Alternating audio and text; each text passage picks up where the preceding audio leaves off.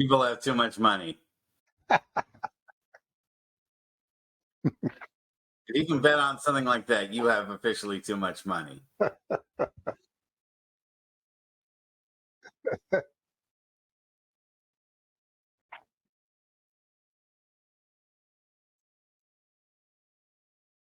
This shows how much you know.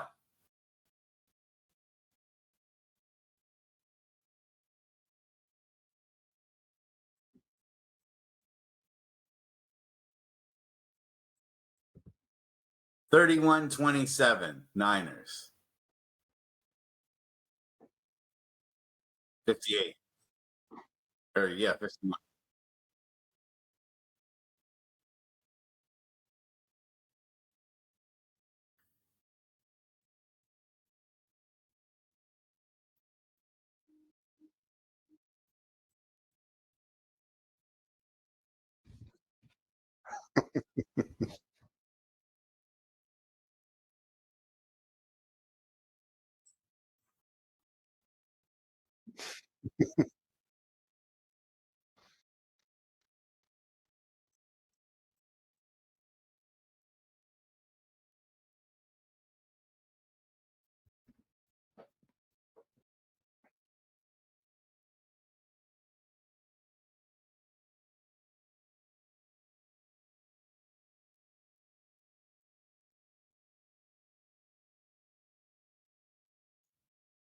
Well, thank you so much for having me, Edward and Ross. I really appreciate the opportunity to be on your show again. Thanks.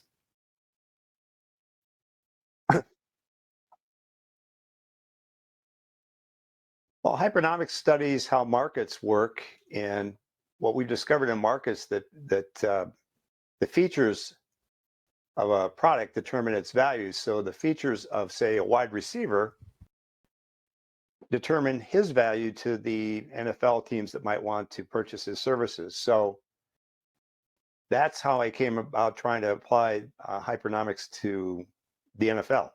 And I was also interested in the story of Rocky Bleier. Maybe I know he's not a San Francisco 49er, but some of your listeners may remember Rocky Bleier. Well, Rocky Bleier was drafted after taking the Notre Dame Irish to the national championship in 1968. He was drafted 417th. Talk about Mr. Relevant. Your Brock Purdy up there, he was 262. This is when they had more drafts. He was 417th. And he was a pretty slow-moving running back. And but Pittsburgh drafted him, and he played for a little while. And then he was drafted by the Army, and he had to go off to Vietnam. And he went off to Vietnam, and he got himself shot, and then he had part of his foot blow off with a grenade. Yeah, and so he lost a bunch of weight. Eventually, he came back and played for the 49ers, but he was 30 pounds below his playing weight. So he played 1970, 71, and 70. I mean, sorry, the Steelers. Yeah. Yeah. So he played for the Steelers for 70, 71, 73, and he was, not doing very well. And then he just asked himself a question. He said, well, what if I put everything on the table for myself? And so he decided to, reassess himself and recommit himself to the game. And so he got put back 30 pounds of weight, and he dropped his 40 time from 4.8 when he was drafted by the Steelers down to 4.6. And he eventually went on to have a 1,000-yard season, and he won 4 titles with the Steelers. So I got to thinking, what's the value of speed in wide receivers? Now, as some of your listeners might know, the league imposes a rookie contract on people, so you can't really get the full value of what you're worth, say, in your second or third year if you had a spectacular first and second year. So what I did was I looked at people that had been in the league for over 5 years. And it worked out that if you could run the 40 in 4.4 seconds, and of course Tyreek Hill can do it in 4.29. If you could run the 40 in 4.4 seconds and you're making 4 receptions per game, which is nice clip for a whole season. If you made 4 receptions per year and you could run a 4.40, you would be worth $10 million to the league. Wow. But if your speed instead was 4.65, a quarter second slower, your value would only be $6 million. So you would only have basically 60% of the value of the contract at 4.4 if you're at 4.65. And so it works out that the speed is tremendously important, especially at that position, and the league rewards But you. how did you put the dynamics together to get those figures? I mean, Well, it makes sense that somebody's faster, like Tyreek Hill, Right. it's worth more just because they can outrun most of the defense. Well, what's great about the world now is if you got an internet connection, you can pull all this data in. Nobody could pull in what Rocky Blyer's time and salary and everything else was back in the 70s. But now you can go off to the internet. If you go to a couple of sites, you get all the specifications for these people. You get their height, their weight, their number of catches, the yards per game, their percentage of catches once the ball's thrown to them, and you can also get their speed and their age. And It's you almost put like all a this stuff together. Moneyball type of analysis. It's exactly like Moneyball, except Yeah. instead of being Moneyball for the team, which you can still do Moneyball for the team with this, Yeah. it's Moneyball for the people that are playing the game. And so it's telling you Didn't what they do that it's with worth. Moneyball? I keep remembering Scott Hatterberg. His name kept coming That's up right. in Moneyball. I mean, like for the player. Right. Yeah. And in Moneyball, what they figured out was that people were buying the players. They thought they needed to buy players, but what they really needed to do was to buy wins. In order to buy wins, they had to get runs. In order to get runs, they had to get people on base. Yeah. So they made this connection of various elements that they found useful. And then they very quickly figured out that they needed to have people with the highest on base percentage for the lowest possible salary, because they were the A's. They didn't have a lot of money. Yeah. To get the best deal for themselves. Wow. Russell, you want to chime in here? You're on mute right now. Oh, maybe he got it. Maybe he got a quick phone call because he also he's also an attorney, so sometimes he has to kind of pop off once in a while on that. But wow, that's fascinating. But and then how do you get the money? The actual 10 million versus 6 million. How did that work? Well, interestingly, they post the salaries for every one of these players. Okay. And so what you do is you take all the salary data, you take all the speed data, you take the age data, you take the reception data, and everything else that you want to take, and then you figure out what's creating the value in the wide receivers. And it turns out that catches per game is hugely important. If you can go from, say, 2 catches per game to 7, for example, which would be close to leading the league, your value goes up from about $3.5 million. This is in 2019 to $16 million.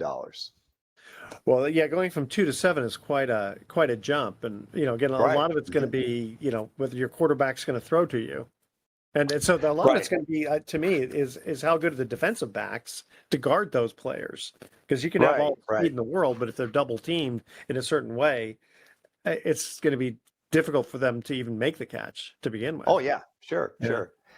I'm just trying to, I'm trying to put it from the standpoint. So suppose you're a college player and you're trying to make yourself more attractive to the NFL. Gotcha. What do you need to do? So if you can get your 40 time down from 4.65 to 4.6, that adds about $640,000 to your salary. That's amazing. Just that little half a second. Wow. And have you brought this to the NFL? No, I haven't. I don't even where to start, to be quite frank. I don't have anybody. I don't have a connection in the NFL. Maybe somebody listening would be interested in this, but it's funny because it turns out to be a very interesting way to profile the league. From, again, the Moneyball was looking at how the teams were doing, and then this is looking how the players are doing. Yeah. So there's going to be some happy medium in between. We would hope that where the players and the owners could work out what's best for everybody. That would be kind of cool. That would be kind of interesting, because I could see where a player might want to, hire you. Let's say hire you for that information, but I can also see where the team would want to hire you.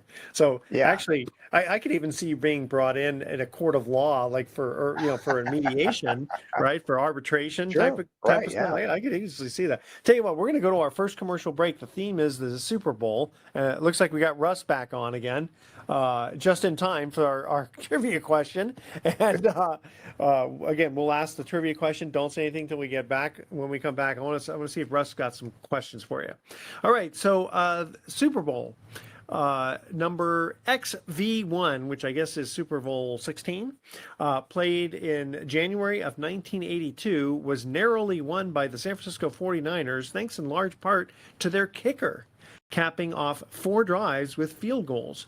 Who was this kicker for the 49ers, who was born in Austria and would play for the team for 11 seasons? And extra credit if you know what his other career was. And by the way, I still remember, like within the first couple of plays of this game, I think a defensive guy named Crumry, or maybe he was an offensive guard, broke his ankle, literally within the first couple of plays, and then he's out for the rest of the game. And I don't know whatever happened to him afterward. All right, stay with us. You're listening to Sports Econ 101. Don't touch that dial. We are going to be right back.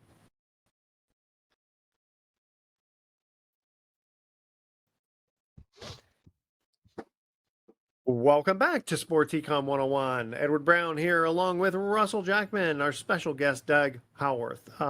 Super Bowl question. Played in January 1982, Super Bowl 16 was narrowly won by the San Francisco 49ers over the Cincinnati Bengals, right?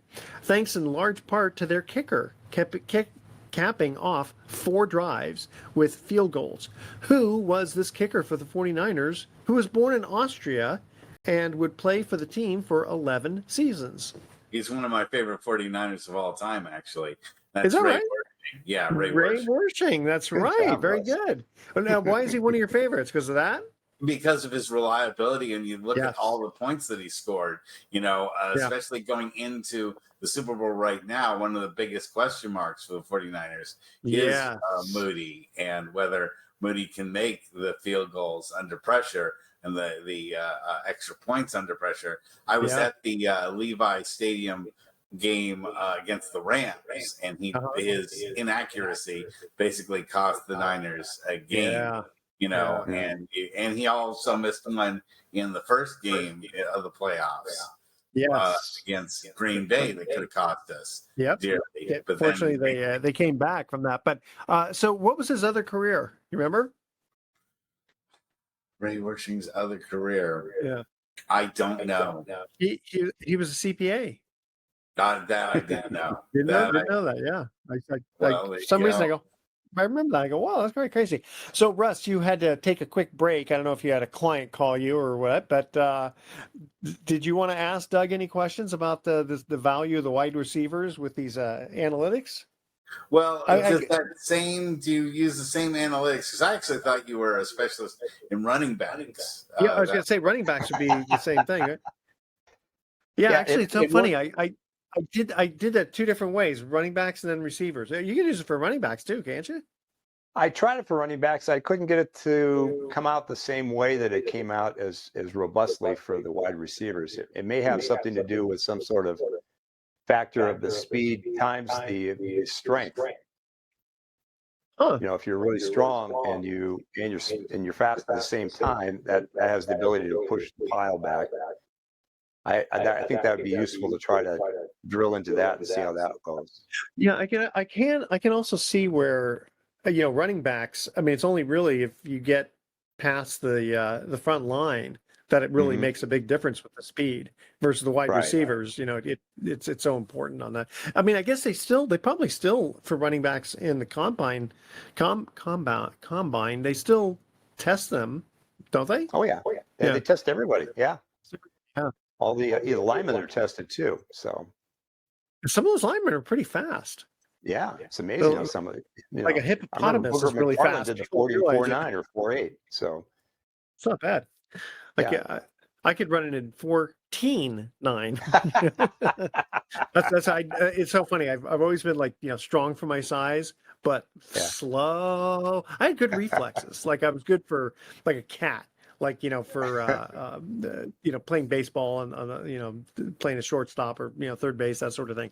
But running like speed, I was slow. I could do it in 4.9 if 4 is the number of days. Yeah. Exactly. Okay, maybe not days, maybe minutes. I could get it down to minutes. So don't, to me, it wasn't a 100-yard dash. It was a 100-yard marathon when I was a kid. Wow. So how long have you been working on this, Doug? I've been doing this nonstop for about 12 years now. So, okay. Well, I got to think that it's funny because if it was baseball, a friend of the show was the San Francisco 49ers general manager, cool. and so I'm sure he would be able to because again he was the Billy Bean of instead of the A's it was the Giants. But for football, I'm trying to think of who we've had football players on, but I don't think we've had any like general managers on. Or owners. You never know. Somebody might be listening. Again, the idea is that we've discovered that this kind of technique works for everything from ground beef to train travel to spaceships. So, I was gonna say, what other? I mean, what would you use it for let's say basketball? You might see what the value of a vertical jump would be. I mean, getting over somebody else is pretty important. So if you rebound your vertical jump up, maybe if you do your vertical, if you get it from say 28 inches to 36 inches, does that have an impact on what you would be paid in the NBA if you were good enough to get in the NBA? Jonathan Kuminga, he's got. It's interesting. A friend of mine went to high school with. Played for the Atlanta Falcons and was in a very, very famous play against the 49ers, Steve Bartkowski to Billy White Shoes Johnson. And my friend Stacey Bailey, Fred, he's more of, a high school acquaintance, I guess, is closer to what it was. He had a 48-inch vertical leap. Wow.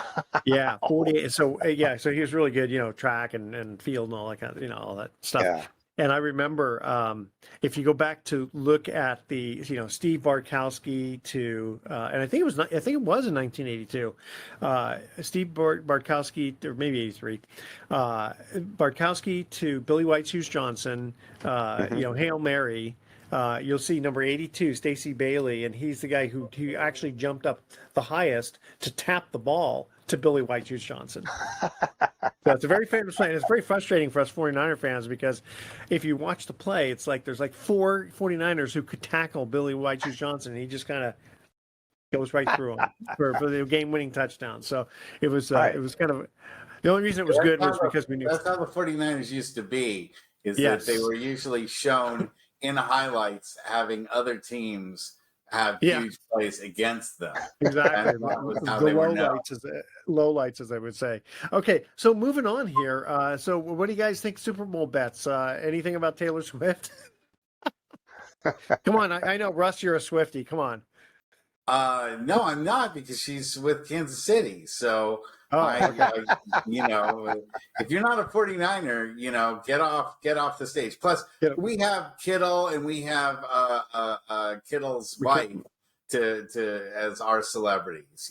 She's busy doing she's making those jerseys for Kelsey and really? I did see a thing about Ed McCaffrey's wife, who's Christian McCaffrey's mother. Even though she's a Swiftie, she's decided, you know what, I'm not going to listen to any Taylor Swift songs this week. That's right. No, it's the arch right that is, trying to make a big deal about her. And I think this is going to be as successful a boycott as the Nike boycott because of Colin Kaepernick and Bud Light boycott and the Target boycott and the, let me ask you, is it just because she hates Trump? Is that the whole reason? Yeah. I haven't really. The Republicans have this weird fascination with saying that if the Chiefs win, that she's going to go to the White House with the Chiefs, and during the congratulations for the Super Bowl team to the Chiefs, she'll be endorsing Biden. publicly.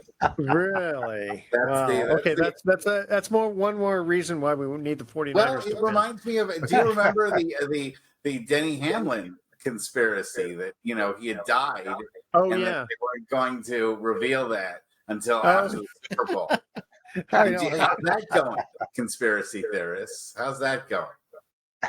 Yeah, not so good. Not so Yeah, and good. it's funny to see how people that believed in that conspiracy theory just completely disappeared, and had no Yeah. one owns up to it and admits that they were a fool to believe in that silly conspiracy theory. But it's again the bad conspiracy theories have no fathers. They people just disown it and walk away. Unfortunately, It's on both sides of the aisle too. no accountability. No accountability. So so I had mentioned earlier about former Alabama baseball coach given a 15-year what they call show cause. I guess that's basically he's got fired because they could show cause by the NCAA after a betting scandal. And I'm wondering, I didn't read anything about a criminal investigation, which, if you think about it, isn't that inside information? And what's the difference between betting on stocks versus betting on games? What do you think, guys? Any comments Well, on Pete that? Rose, of course, was booted out of the Hall of Fame for betting, and yeah, but he wasn't yeah. criminally charged, I don't think. No, he wasn't criminally charged. So But, there's a and precedent I'm there. not advocating for that, but I was just kind of curious. It's like if you do inside information on stocks, and inside information, excuse me, could be as little as a janitor looking through the garbage, Right. and finding documents, right? And you're basically betting to win, which means you win, someone else loses. Why wouldn't that be the same thing for any kind of betting scandal? Well, as I sit there thinking about it, then you got the other side of that is the Black Sox scandal from about 100 years ago. Yeah. And people were criminally charged on that. So. Yeah, I mean, I would think that if you have the ability to influence the game, and like in the Pete Rose situation, that I believe that the real truth about Pete Rose is that he bet on his team to lose, and that's now that we've talked about that before. If you bet on him to win, it's still not good because in theory you could use up all your best pitchers and it affects other games. But betting on them to lose, that's even worse. you have more control over that. Yeah, exactly. Okay, so now we're going to move on to our second trivia question about the Super Bowl.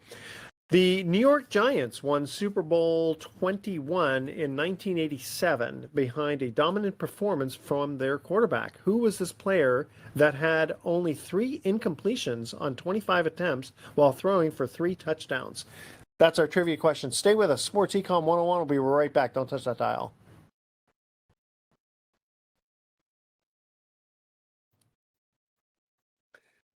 Welcome back to Sports Econ 101. I'm Edward Brown along with Russell Jackman and our special guest, Doug Howarth. So our second trivia question about Super Bowl. The New York Giants won Super Bowl 21 in 1987 behind a dominant performance from their quarterback. Who was this player that had only 3 incompletions on 25 pass attempts while throwing for 3 touchdowns? Doug, I know that one. Okay, Doug, good, Doug. Go ahead, Doug. Phil Simms? Phil Simms, that is correct. And in fact, I remember that was them beating the Denver Broncos, if I'm not mistaken. Yeah, that was one of the early super defeats for. Yeah, because I think Washington beat them the next year. Yes. After that. Okay.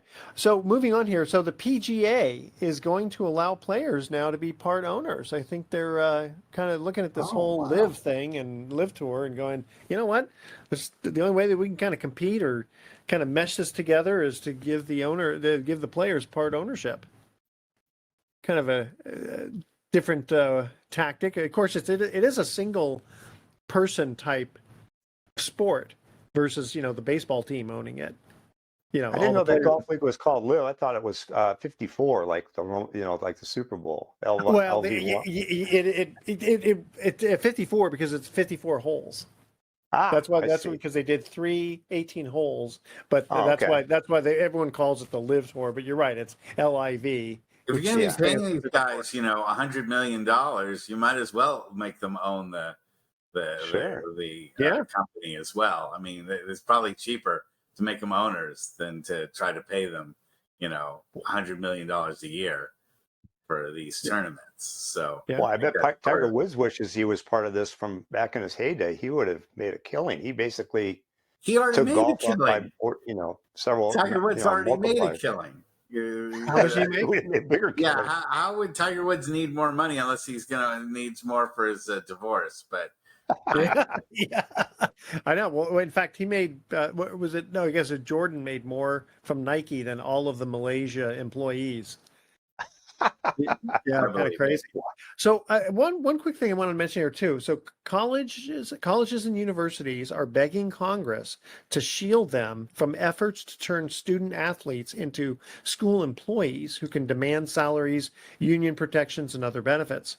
Schools, college athletics conferences, and the NCAA say a massive swath of athletic programs could face financial collapse without congressional intervention.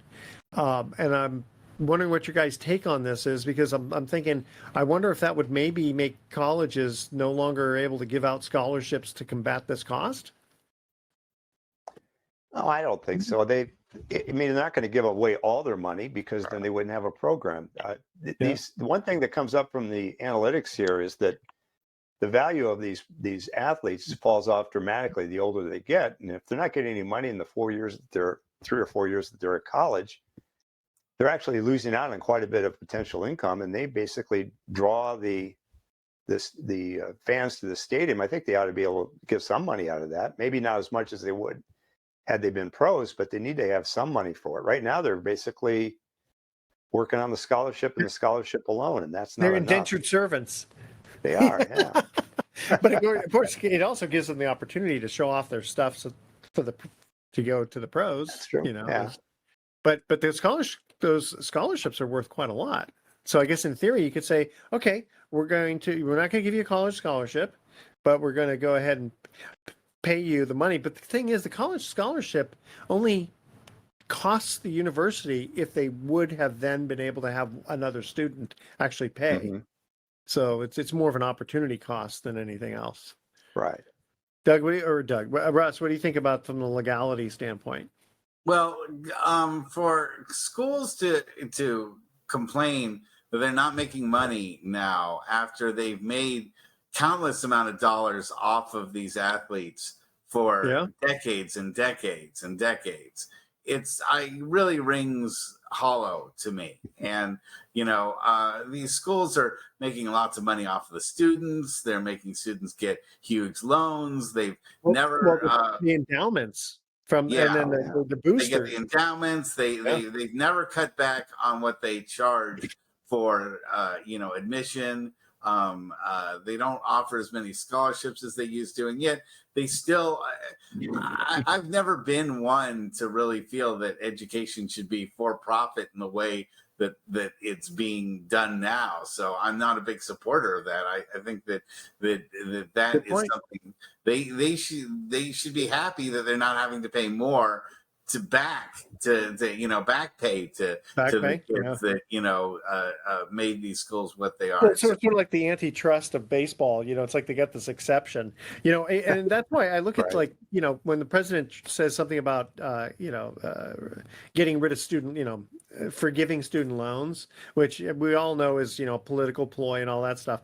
It's like why should the government, i.e. the taxpayers, pay for that? Why don't you have like Harvard and Yale and the schools that benefited from those college student loans for the program? They have all this endowment. They should be the ones to forgive the loans, right? Yeah, but they won't because they're too addicted to the money. And they have too much political power to do that. It's just like healthcare and how you don't have the hospitals giving back any money. It's all taken out of the sides of the taxpayers with Covered California, which I'm for, because without it, my insurance would be $3,000 a month. I wonder how much health insurance costs are because of malpractice insurance and stuff like that. Because it's amazing. Not as much as the raw profit taking from hospitals and from pharmacies. Yeah. No, I had a doctor back in the 90s that said his malpractice insurance was $10,000 a month in 1993. In fact, a friend of mine was a plastic surgeon, and in 1991, it was going to cost $250,000 a year. So Wow. he was a surgeon in the Army, and he said he was going to go into private practice, and he says, you know what, I can't afford it. I have to stay in the Army and be a plastic surgeon. Now he's in charge of like the Mayo Clinic in Florida, but somehow I think he's made it. Yeah, somehow. Oh, he's done well, but yeah, malpractice insurance too much. Yeah, and that's the thing is these juries have to kind of understand. Look, someone gets a hangnail, you can't award $5 billion to take. Let's stick it to the insurance company. Let's stick it to this person. And it's like, wait a minute, do you realize what just happened? You just made it expensive for you and everybody else. It's been way overdone. One last thing here before we go to our break. So Russia's Kamila Valieva, guilty verdict in the 2022 Olympics skating for doping, pushed her from gold to bronze. But Canada is asking why she's not completely disqualified, which would give Canada the bronze medal. I guess they must have come in fourth. Also, Team USA awards $37,500 to gold medalists. What will they receive now? Because they didn't win the gold at the time. And what about endorsements that they could have or should have gotten, right? Because that Mary Lou Retton and all these people, they get a gold medal and suddenly they get all these millions from endorsements. When you get a silver medal, not so much, right? That's a big cluster, isn't it? I mean, why did it take 4 years for them to figure out? Why did it take them 4 years to figure out that this? No, 2022. Oh, the verdict. Yeah, wait, guilty verdict in 2022. Got it. You're right. No, that's in 2020. Well, the Winter Olympics are in the odd years. They're in the 2022s, 18, 16. So it's probably, that's right. It was the 2022 Olympics for the skating. Yeah. Correct. The Winter Olympics are it took them, a year or whatever to figure that out.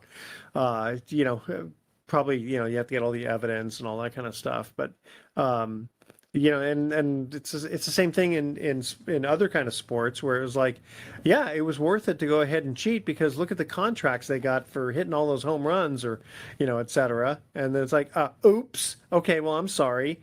But you don't have to give up back all those millions, do you? Well, you might if they get sued in civil court. That's another, True, but who would sue them in civil?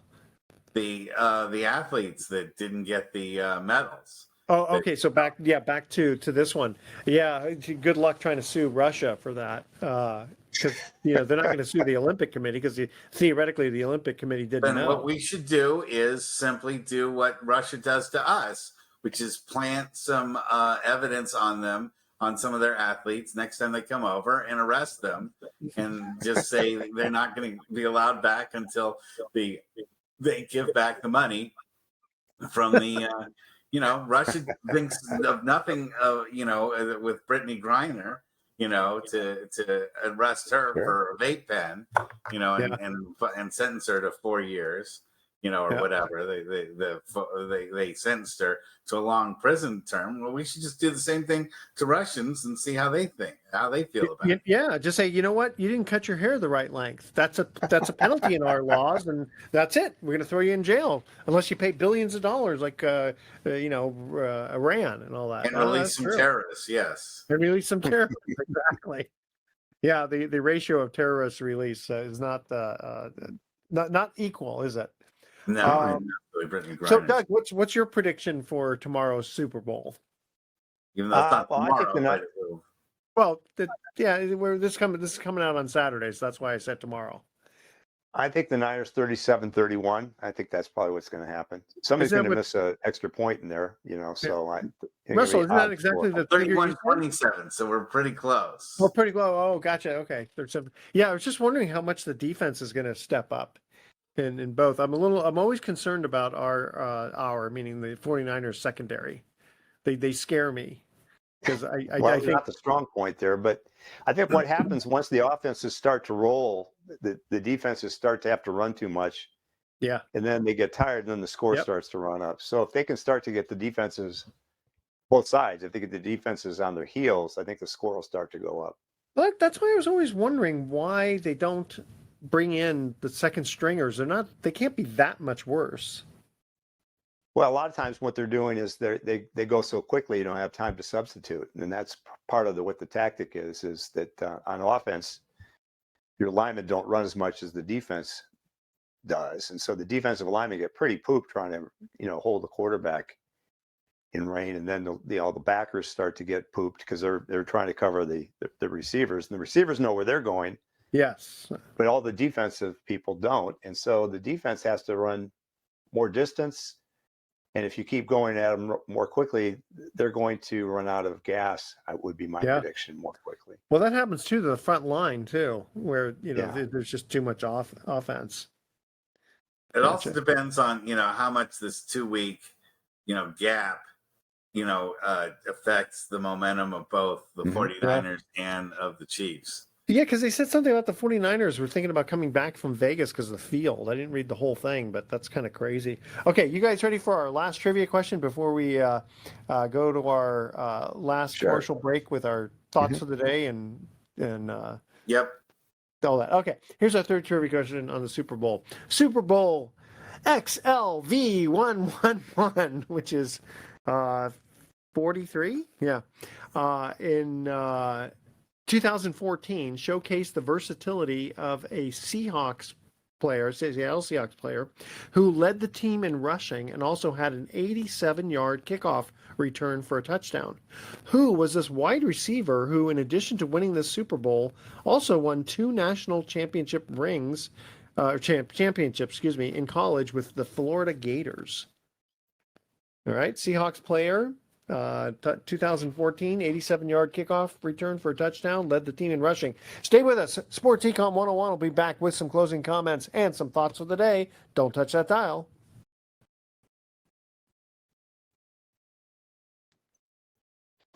Welcome back to Sports Econ 101. Last time for today, I'm Edward Brown, your host, along with Russell Jackman and our special guest, Doug Hallworth.